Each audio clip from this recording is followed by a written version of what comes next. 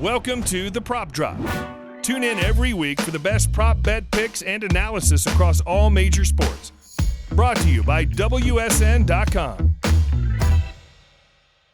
Hello and welcome to WSN's Prop Drop, where we talk the top props across the sports world. I'm Alece Anderson, joined as I always am by Ryan Sullivan and Adam Forsythe, and we're going to attempt to give you the best locks and most unique props, teasers, parlays, all the stuff. Make sure to head over to WSN.com and subscribe to the WSN YouTube channel. Time to get into the recap. I mean, should we be recapping just our lives of quarantine? Adam, I know you've been digging deep into the hockey cards.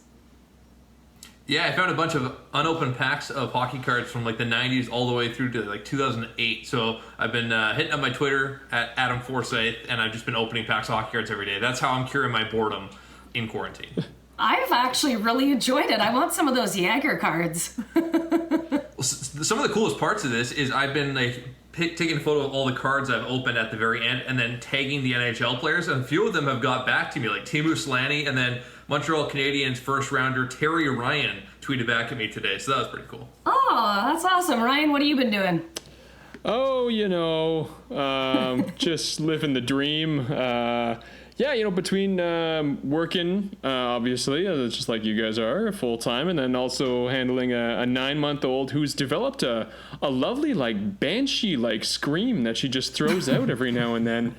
It pierces the ears in a good way. Is there a chance we get a cameo during this broadcast? No, actually, no. My wife's taking the kid out for a walk, so that's why we have to record now. It must happen now. I know, I put my dog outside. I was like, you gotta go. You just gotta go. Let's get into our recap. Best steals of the week. Who's gonna kick it off? Yeah, I'll jump in here. My biggest steal of the week for WSN Prop Drop is the 2020 Ryder Cup. The PGA massively readjusting its schedule for the rest of the season this week. The international tournament remains teed up for September at Whistling Straits in Wisconsin. The host team has a massive advantage when it comes to the Ryder Cup because they get to set up the course how they see fit. They can lengthen the course, shorten the course, put the pins where they want, make the rough as long as they want. It's really interesting how they do that. And I think the Americans will take advantage because they're going to make this course as long as possible. They have the long ball hitters, Dustin Johnson, Tiger Woods, Brooks Koepka. Right now, the U.S. pays plus 173 to win over the Europeans. I think those odds will fall closer to even money as they get closer to the event. So I'm going to get in early and take the Americans to win, especially because they'll be looking for retribution after a 2018 Ryder Cup loss in France. I love how your mind is always on golf. If there's one like silver lining to this quarantine, and it's like not making light of anything, but the courses are wide open. So I hope you've been taking advantage over there. Yeah, they're all closed. They're all closed in my neck of the woods, but I think that I'm good at picking golf, so that's why I'm going to keep going back to it for my steal of the week, even if it is 5-6 months down the road. Yeah, don't. Well, I'm not going to lie. I did scout out my local course because it has been closed for about 2 weeks now, and I drove past, did the slow cruise around, and there's still people working on the course, so that kind of killed any plans I had. I may or may not have had several golf clubs in my trunk ready to go. The slow cruise around. I love it. Like it's a thing. Perfect.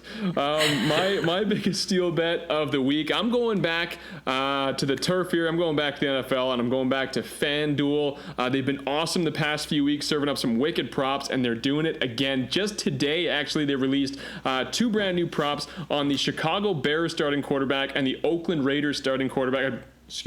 Las Vegas Raiders starting quarterback. I'm still saying San Diego these days, too. I got to fix that. But anyhow, the odds not as great on Marcus Mariota taking over, but right now, Nick Foles is favored to get the start in Chicago. This is easy money. Mind you, Trubisky pays plus 105. So that means you got to put down $20 to make 21. Nonetheless, money won is a lot easier than money earned, and you know they're going to give Trubisky one last chance. They traded up. They gave up so much to get this guy. He's going to get one last chance, even though he's on very thin ice. However, you are on rock solid, thick ice over at FanDuel, and I suggest you hop on it. All right, for my steal bet of the week, I'm heading over to some ladies tennis at DraftKings. They've got odds up for the 2020 French Open, scheduled now for the end of September. And they're definitely worth taking a look at. Something I'm super curious about is that Bianca Andreescu, Canadian, before the injuries took hold, she was pretty much just dominating the field, but we had yet to see her play clay. However, she's said a bunch of times that playing clay is her favorite. It best suits her style, heavy topspin, drop shots, and of course, when properly executed on clay, that's just deadly. And she's sitting at plus 1,300 right now to win the French Open, which I think is pretty good. And then as well, Serena Williams is at plus 1,500. She's won 3 times already at the French Open. So again, great odds for the 2020 French Open over at DraftKings. Go on over there and check it out. For our next broadcast, we want to hear from you. Did you agree with our picks? Where did we go wrong? And most importantly, give us your wildest prop predictions in any sport, and we promise to discuss the top comments in next week's show. Be sure as well to like and subscribe for the most up-to-date prop predictions. And before we get to our prop selections for this week, for our listeners living in New Jersey or West Virginia, go over to WSN.com for special bonuses and deals. If you want to bet on this week's games, you can compare the best legal online sports books and get exclusive offers when you sign up and start betting. Our guest this week comes to us from Vancouver, BC, Canada, where he played in the MLS for the Vancouver Whitecaps for a number of years after captaining Watford FC of the English Premier League and playing in the World Cup for Team USA. Welcome to the show, Jay DeMerit. Now, Jay, before we get to anything, a lot of new props have been surfacing about the Premier League, maybe getting back into things before June. Do you see that coming to fruition? I think June is a risky assessment, in all honesty. I think, but I still think we need to live in hope. I think that I hope that the Premier League gets back to normal. My guess would be late summer if they are going to actually hit the season. I mean, I am a fan of like doing weird stuff, like putting them all in a place that has a bunch of hotels and they're all quarantined and they play the games in stadiums that are, and make it into a kind of an internal tournament. I kind of do like that idea just because I like crazy ideas. But I would like to see stuff like that, but my guess, late summer. I agree with Jay. I mean, I have no problem with empty stadium games. I mean, maybe I'm a little different than most here, but I find that in the Premier League, more so than any other league or association out there, I don't care as much for watching road games. Like, I'm a Chelsea guy. I like watching the Blues at Stamford Bridge. I don't care if they're in Norwich or something like that. It just doesn't really appeal to me. I don't feel it if it's not in London or a rival game or something like that against one of the big teams. So anyhow, for me, if it's in an empty stadium, I think that's pretty awesome. And it kind of adds to the novelty of it, and it makes more of an even playing field too, which definitely adds to the element of competitiveness there. So I like the idea.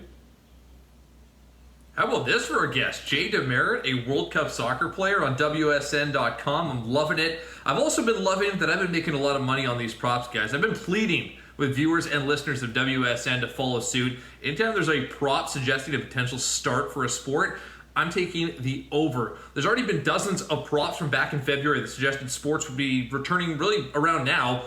It's horrific, obviously, what's happening around the world, but I think it's foolish to think any sports will return until at least late in the summer. Even playing in empty stadiums, there's a ton of cross-contamination between opposing teams. Like soccer, obviously a very physical sport. There will be contact. All it takes is one case to spread, and it will be a potential PR disaster for the sport. I know we want our sports back, but everyone just needs to chill out. Everyone needs to stay home, and if you can make some money on it, do that as well. All right, sticking with soccer for another minute here. New odds have been released for Lautaro Martinez, Neymar Jr., and Aubameyang heading to Barcelona once their contracts expire. Aside from the money, Jay, why is Barcelona such a huge attraction for the biggest soccer stars of the world? Well, I think with your clubs, and I don't think there's many, with the pedigree or with the tradition. Again, you look at like Manchester United, you look at, Barcelona. These are clubs that have been the best in the business forever, even on name alone, in the experience that they create, what it's like to sign for that club.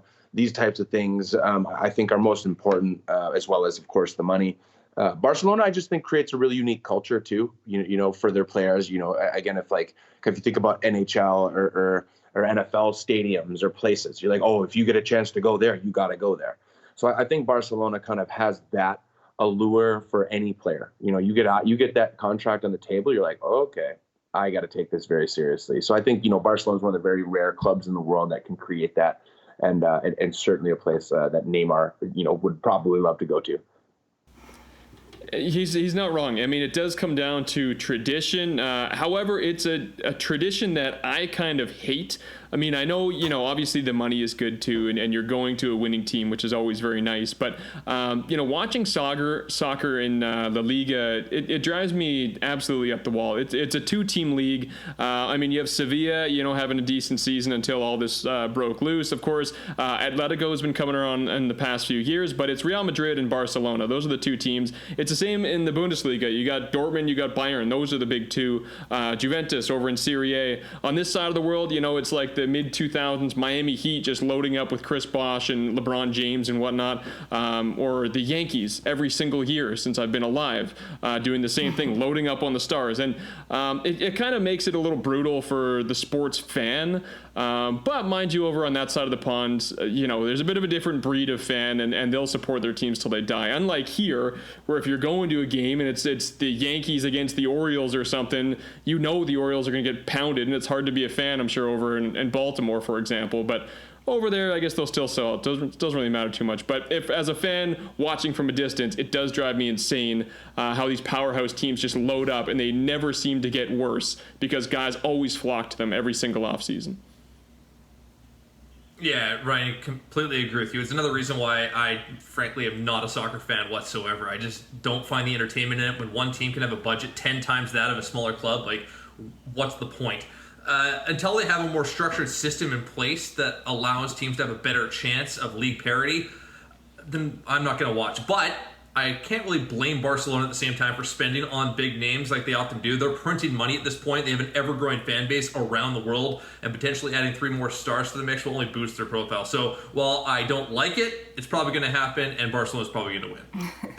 Head over to WSN.com for extensive odds and free picks for all major sports. Over to the MLB, a new over-under prop has surfaced, and in the American League, the highest win percentage belongs, of course, to the New York Yankees at 61.5%, while the lowest belongs to the Baltimore Orioles at 35%. Gentlemen, your thoughts?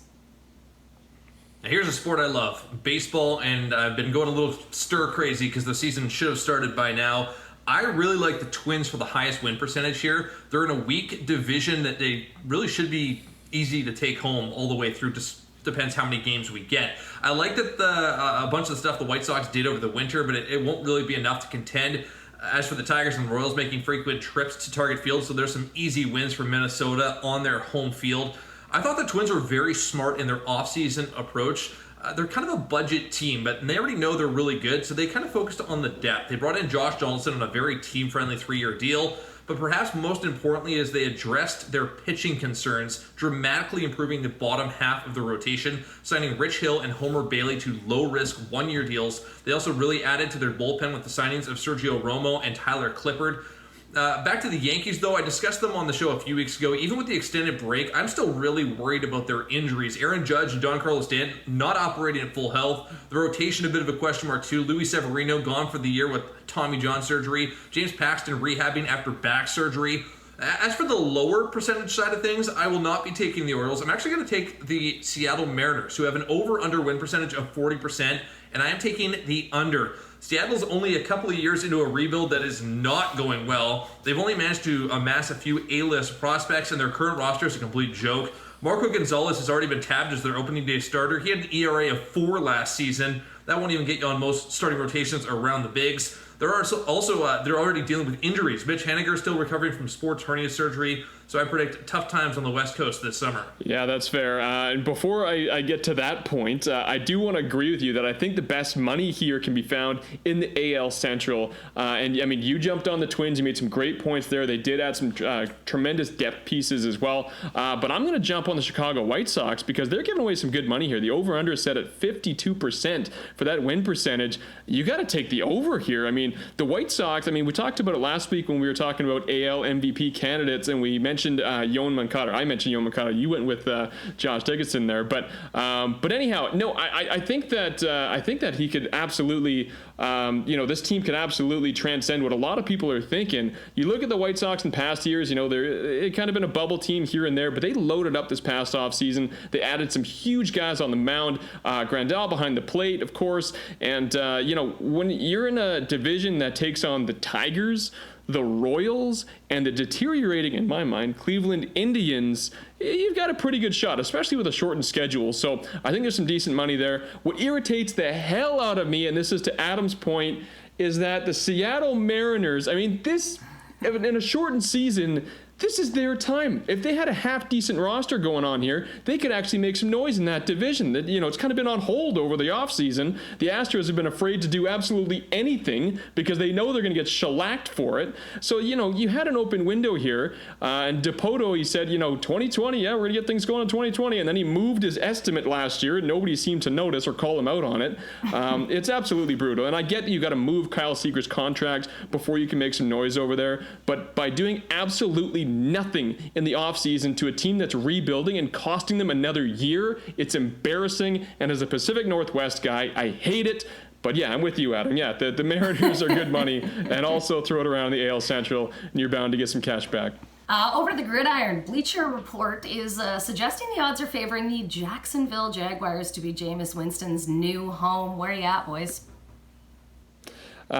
This is a bit of a surprise to me, but I mean, I still think it could work. But I mean, as you've seen, throughout social media, obviously CBS Sports going to town on it. Bill Cowher doing his best to make his case for Jameis to come over to Pittsburgh right now. And if that does happen, it does pay $600, so it's not too shabby. But I don't really see that to be his destination there. I think of all the teams out there right now, I'm kind of stunned if he doesn't go to the Miami Dolphins. And I mean, you're looking at it, and of course the Dolphins, they're going to have their pick of the litter after Joe Burrow. Sure, they could take a Tua, a Herbert, whoever.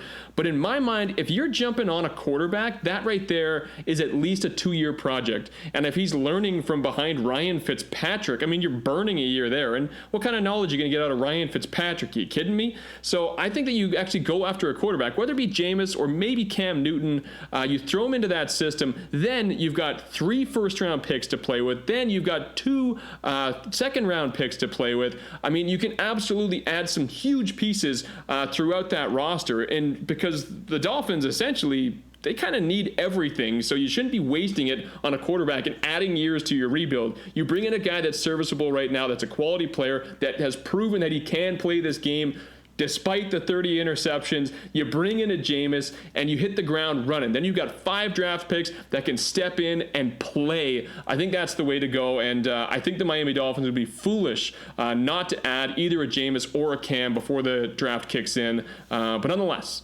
out of all these odds, I don't agree with Bill. I don't agree with the Jaguars, and I think Miami should step up. Interesting. Yeah, you kind of mentioned both Newton and Winston are the 2 kind of big quarterbacks out there. The dominoes are simply waiting to fall to kind of find out where these guys go. If Newton signs first, then Winston will sign shortly after, or vice versa. Either way, it's really kind of hard to get a read on where things will go with these 2 quarterbacks still in play. As we discussed last week, it appears more and more likely the Pats are sticking with Jarrett Stidham, so I don't like those odds. I don't think Winston's going to be Roethlisberger's backup. I agree with you, Ryan, so I'm going to cross off the Steelers. Honestly, I like the favorite at this point, the Jags at plus 220. That makes the most sense. They can bring him in. They can keep him on a short leash because if he struggles, they can just turn things over to Gardner Minshew. Jacksonville is not in a position to contend, much like the Dolphins, so Winston would be a solid option for kind of a stopgap until the Jags kind of figure out what direction they want to head in. To your point about the Dolphins, I think that you said that they're in a bit of a rebuild, so why waste money and bring Winston, and now you can bring in a drafting quarterback, and you still have 4 other picks, and then that's your core unit moving forward. I think bringing in a veteran like Winston and having him expect to be a winner right away is kind of foolish. All right, I don't think he's going to win. Sorry, Alece. I don't think he's going to win right away. I never said that. Don't quote me on that one. Well, so then why bring him in? You can just bring in. I think he's serviceable. I think you save some time in a rebuild. I mean, why wait a few years for a quarterback who's completely green when you can bring in a guy that can play and that can elevate the game of rookie wideouts, rookie running backs, who can make rookie O linemen make decisions? Why bring in a guy that is questionable back there when you have a sure thing? Because then 2 years from now, when he is out of the league, and then you have these players they're going to draft now that are going to be studs, they're going to be in their prime, and they won't have a quarterback. Well, let's call a spade here. The Dolphins are not going to be making the playoffs next year. They're going to have another high draft pick again. If you want to use it on a quarterback next year, I think that's the way to go. But you've got 3 first-rounders here. You can add defensive pieces. You can add linemen. You can add wideouts, running backs. I mean, they need everything. Keep naming positions. Yeah, the quarterback, though, is the biggest roll of the dice of anybody. I mean, ask the Chicago Bears. So tank for Trevor Lawrence. I like it. There it is. A tank for Trevor, man. Start that hashtag. Over at FanDuel, speaking of quarterbacks, they've updated their odds for Cam Newton's next team. Chargers are sitting at plus 220, Dolphins at plus 300, Jags at plus 350, Broncos at plus 550. Adam, what do you think? Yeah, really interesting that Ryan's favorite team, the Chargers, has surged to the top of the list, especially just days after Tyrod Taylor declared he's going to lead this team to success. And I have been saying all along he is not an NFL quarterback. But I don't think he goes to the Chargers. As for the other top contenders, I think Miami, as we just discussed, will take a quarterback in the draft, while Jacksonville takes a run at Winston. At plus 550, I still really like the Broncos as a landing spot for Newton. Sure, they've given a vote of confidence to Drew Lock, but I'm still not sold on the young QB. There's a lot of questions about Newton's arm strength after several injury-plagued seasons, but in the Mile High City and with emerging star Cortland Sutton as a downfield threat, I think it's a really intriguing partnership between Newton and the White Horses of Denver. Very interesting. And I mean, I do agree with your point. I don't know why the Chargers are at the top of the board. I find it interesting because they've said publicly, hey, Tyrod's our guy. We're sticking with him. And at the same point, why would you burn millions on a guy he's kind of held together by, duct tape at the moment, and I'm not sold on this guy.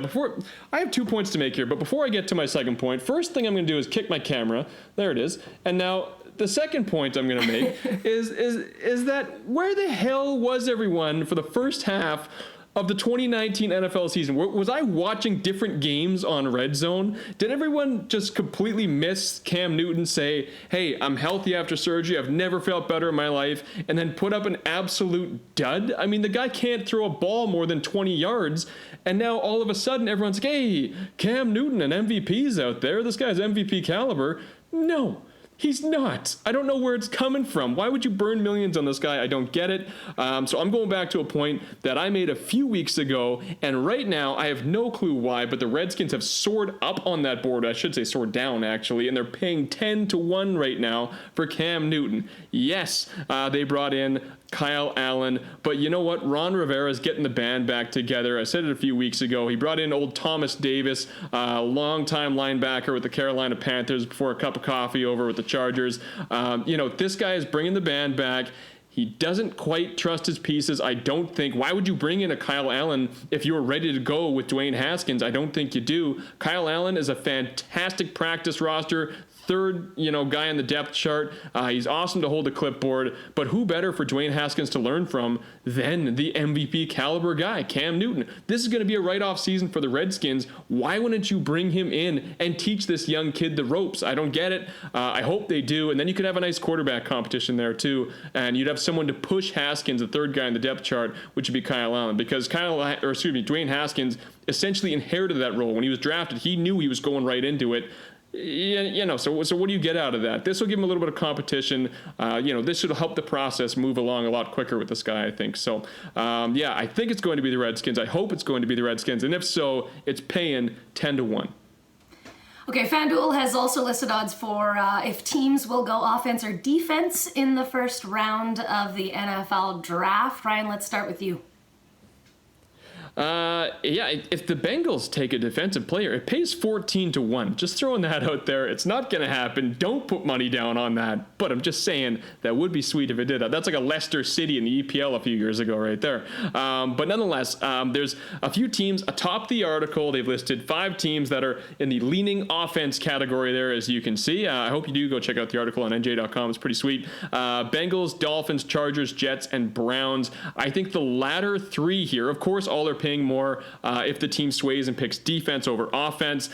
Chargers, Jets, Browns, I think those are your best options. The Chargers, there had been a few rumors going around that they would take an Isaiah Simmons. I kind of hope they do, and then bring in a Jalen Hurts a little later in the draft. But nonetheless, I don't think that's a likely option because it looks fairly set in stone that they're going QB on this one. The Jets, I would have thought maybe that the Jets would have added a defensive piece. However, letting Robbie Anderson walk in free agency opens up a huge need for them at wide receiver, especially in that number 1 slot with Quincy Enunwa. Definitely not a sure thing to continue his career. And so I'm thinking that in a wide receiver heavy draft, they're obviously going offense as well. So the Browns become a very appealing choice to me. They're set at quarterback. They're set at wide receiver. They're set at running back. Their offensive line, it wasn't the best last year, but they added Jack Conklin, arguably one of the best O-linemen in the league in free agency. I think they're pretty set as well. So the Browns likely going defense here. It pays 2.5 to 1. And for me, that seems like pretty sure money. It's definitely an intriguing prop, and Ryan made some great points. Now, if this was the best bet of the week on WSN's prop drop, I'd play the Ryan Sullivan strategy of taking something at insane odds to guarantee me a win, like the Bengals, taking an offensive player at minus 3,500, meaning you make a massive $2.90 on a $100 bet. It's my best bet of the week, everybody. Lock it in, make some money. If you're looking for a little bit more meat on the bone, though, the Packers picking a defensive player with their top pick for 8 straight years. And if they were to do that again this year, it pays plus 142. It's not bad. The green and yellow certainly have a draft day strategy when it comes to defensive players, and I think they stick with it. As for a long shot pick that pays pretty great if it hits, the Redskins to pick an offensive player, it pays plus 350. They have the second pick right now. There's a lot of rumors that they might be trying to move. Washington is widely expected, though, if they keep it, to take standard defensive end Chase Young. But they need a quarterback, as Ryan just detailed. He's not a big fan of Kyle Allen or Dwayne Haskins. Rumors floating that they don't really have faith in either of them. There is a couple potential stars up for grabs should they decide to go that route. So, again, at plus 350, it is a risk worth taking if you think the Redskins surprise everyone and draft a QB with their second pick. And Adam, to add to your point, so sorry, Alece, I know you were jumping in there, but yeah, I mean, the Chargers, they just announced today, well, they didn't announce, but there's reports flying around that Desmond King is now, on the brink because, they are trying to move up in the draft. Same thing with the Dolphins. They might try and move up as well because the Lions are kind of a wild card if they'll take a quarterback or not. So everyone's interested in that second round pick. So you know what? I like the points that I threw out there, but I just want to throw a little extra support behind your point there with Washington. That's a good call. Now I feel bad I made fun of your best bet strategy. Hey, you know what? A win is a win, and I'll take it any day of the week.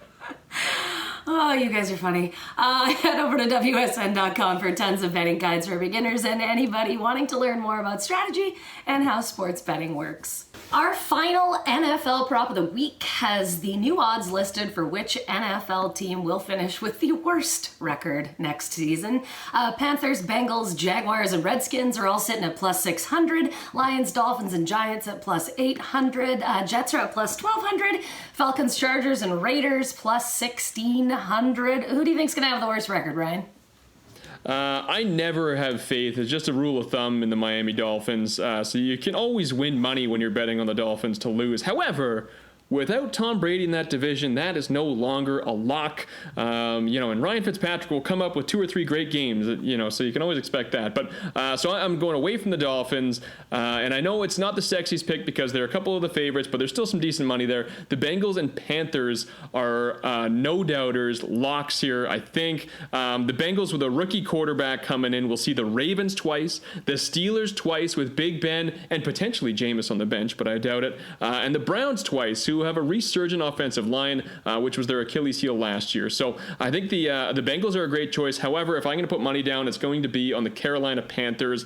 They have done nothing to improve that team. I'm sorry, but I have no faith in Teddy Bridgewater. The guy came in fill-in duty last year with the amazing Saints team, a record-setting Michael Thomas to throw to, and yeah, he won some games. Good for him. It's a feel-good story. It's nice. But now he's in Carolina, which is an absolute dump when it comes to players right now. It's, it's brutal. It's barren wasteland. Aside from Run CMC, they've got absolutely nothing going on there. And they get to play the Saints twice a year. They get to play Tom Brady and the Bucks twice a year. I just don't see it working out well for these guys. So yeah, I would choose the Carolina Panthers 10 times out of 10. Yeah, the odds are interesting for the Panthers, the Bengals, the Jaguars, the Redskins. They're all the favorites at plus 600 to have that worst record. But I think I found my team in that second tier of teams. The Lions at plus 800, a fantastic option. The Tabbies made the curious decision to bring back coach Matt Patricia after he proved he really isn't ready to run an NFL sideline. They've done little to improve their team. Matt Stafford may be healthy again after a season-ending injury, but he's getting up there in age. His targets aren't anything special. Defensively, they're still a disaster. You're taking a bit of a risk making this bet this far out from the season because, as we discussed earlier in the show, a landing spot for Winston and Newton will quickly determine who the worst teams in the league will be. Mm-hmm. But I think the Leos are a pretty safe bet to be near the basement of the league standings. And hopefully for myself and the WSN viewers, they are the worst team in the NFL. I played this game as a kid. Horse. The NBA is apparently going to televise a horse tournament, and the odds have been released there. This is a really interesting one because we don't know who's playing. We don't know when, anything. Adam? Yeah, exactly. So the winner from each division, if you bet on this one, say you think the winner's going to be from the Atlantic, across the board it pays plus 400 and no pays minus 600. It's really tough though, like Alece just mentioned, until we know who's playing in the tournament, you're essentially blindly throwing darts at a board and hoping you hit the bullseye. With the winner coming from a specific division paying out at plus 400, like I mentioned, it's worth the gamble of betting on the Pacific and just praying that Steph Curry participates, because if he does, they are definitely the odds-on favorite. You can also bet on the over-under for height of the winner at this one, which I really like, at 6'6". This is a shooting competition, and I think the shorter players will have a massive advantage. So when it comes to that prop, I'll be taking the under 6'6" as the winner of the horse competition. Yeah, that right there, that secondary bet, that might be the biggest lock on the board, to be honest. Because yeah, you're absolutely right. You're throwing darts blindly here. If I had to choose though, and I'm just going to throw maybe a bias here, is I like the Northwest Division. Of course, Steph will always pose a threat. The guy can hit from anywhere. But if you go to the Northwest, you got Jamal Murray of the Nuggets, you got Donovan Mitchell of the Jazz, and of course Damian Lillard and CJ McCollum of the Blazers. These are finesseful guys that, yeah, they can hit from anywhere as well. They've got the range, and they've got the handles as well. And then my dark horse here, I'm going to go with the Atlantic Division. Of course, you got Kyle Lowry, who, he's okay. Ben Simmons of the Sixers, he's okay. He's not going to hit any three balls. We know that much. But you have Kyrie Irving of the Brooklyn Nets, who has the best handles since Allen Iverson. We absolutely know this. We've seen the videos of the street ball. This guy's built for the street hoops and those competitions, and horse falls in line with that. So yeah, if Kyrie's in the event, watch out. But I think the Northwest is probably a pretty safe bet. And I'm going to jump in with some breaking news on this prop, actually. As we're recording, Woj dropping a little bit of a Woj bomb. He says that Chris Paul, Trae Young, and Zach LaVine are among the confirmed participants. Ooh. Competition will also include a couple of WNBA players and recent NBA alumni. I wasn't even thinking about the dunks, but Zach LaVine, that's not bad. And hopefully Aaron Gordon can get a little rematch in there too. That'd be nice. That would be nice, yeah. Head over to WSN.com for expert online sportsbook reviews that let you compare all the best legal sports betting sites available in the United States of America. Got to talk about it because it just continues. New odds have been released on who's going to play Tiger King and Doc Antle in a possible movie. We welcome back Jay DeMerit to the show for his take. Jay, you've been watching. What are your thoughts on the frontrunners Kevin Bacon to play Joe Exotic and Will Ferrell to play Doc Antle? Good question. I think the Will Ferrell is a nail. I think that's perfect. You imagine the long white ponytail, and it's the same. They kind of look the same, actually.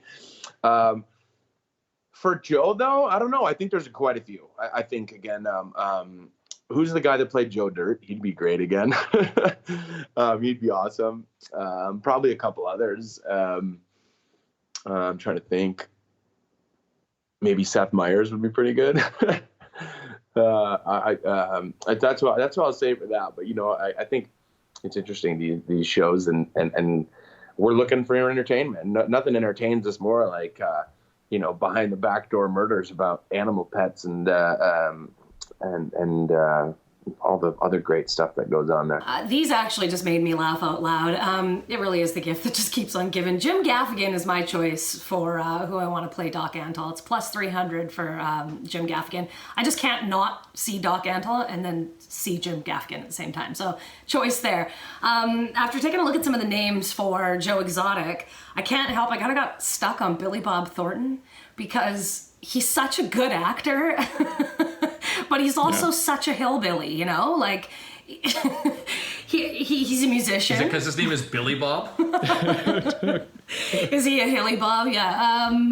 But I'm a little disappointed because Joe Exotic himself had said who he wants to play him if there was a movie done. Now he refers to David Spade as Joe Dirt.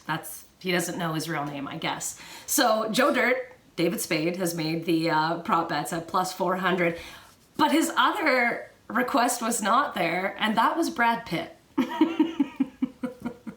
I want Brad Pitt to play Joe Exotic so badly, I can't even tell you. I just finally, it took me forever to do it, but I finally watched Once Upon a Time in Hollywood. And between that and Inglourious Bastards, Burn After Reading, Brad Pitt could play that role no problem, and I think he would dominate in it. I'm 5 episodes in. I've finally given in. I binged a little bit. I still got a bit of a ways to go. And there's a lot of that show that I do not agree with, but unless I put everything, all my beliefs aside, and I've just powered through. And I would love to see Kevin Bacon in that role. Kevin Bacon, I feel like he could play like the laid back hillbilly, no problem. He was amazing in Hollow Man. That really showed his range. And I think that, he could easily take this role by the reins. I think Allison Janney would be awesome in this role as Carol Baskin. And I'm trying to place the name of the Allison Janney Netflix show. Adam, you got to help me out here. Nope. Okay. The Jungle or something like that with the it was on TV, but Netflix has all the seasons. Are you talking about the show Mums with Anna Faris and Allison Janney? I'm not. That's what I thought. No, I'm not. I'm not talking about Mums. Nonetheless, I think. Are you talking about West Wing? No, West Wing. No, I was thinking of Martin Sheen. Maybe that's it. No, okay, so anyways, let's just move past the Allison Janney. I think she would dominate the role. But nonetheless, I'm going to go with a bit of a curveball, and I'm taking Louis C.K., the infamous Louis C.K. with the comeback here. He did some bad stuff, but I watched how, what he did in American Hustle, and I think he could dominate, bring some drama to this role, some comedy drama. He do really well. And then for Travis, I want to see, who do I have? James Franco, that's a given. But here, this is the big one here. For John Finlay, I want to see the return of Shia LaBeouf to Hollywood. He deserves a second chance, damn it. Just don't parlay it into an Indiana Jones role, and don't parlay it into a Sia music video, and you'll be fine, Shia. I think you'll do great. Oh, interesting. Shia LaBeouf had one of my favorite movies of last year that no one really saw called Peanut Butter Falcon. Awesome movie. You should check that one out if you're bored in quarantine. I am. But we're talking Tiger King right now, and once again, wrapping up a fantastic show with a fantastic prop. There are actually some great odds up for grabs if you're willing to lock up your money for a while, because this movie will take years to make. But I've identified a few actors on this list that I really think are worth spending cash on. It really depends on the tone of the movie they end up making, but Kristen Wiig to play Carol Baskin at plus 300 seems like dream casting if they're kind of going like slapstick Will Ferrell type of comedy. Mm-hmm. If it's more of a serious thing, I think Allison Janney, like Ryan mentioned, she proves she can be deadpan and perfect in her supporting role in I, Tonya. She kind of plays that similar role. That is also plus 300. So those are the kind of ones I've looked at. My favorite on the board is the role of Travis Maldonado. At plus 500, Jesse Eisenberg seems like ideal casting because he's proven he's pretty versatile. Stand-up performances in The Social Network and the Zombieland movies. He could easily just go full character mode on this one.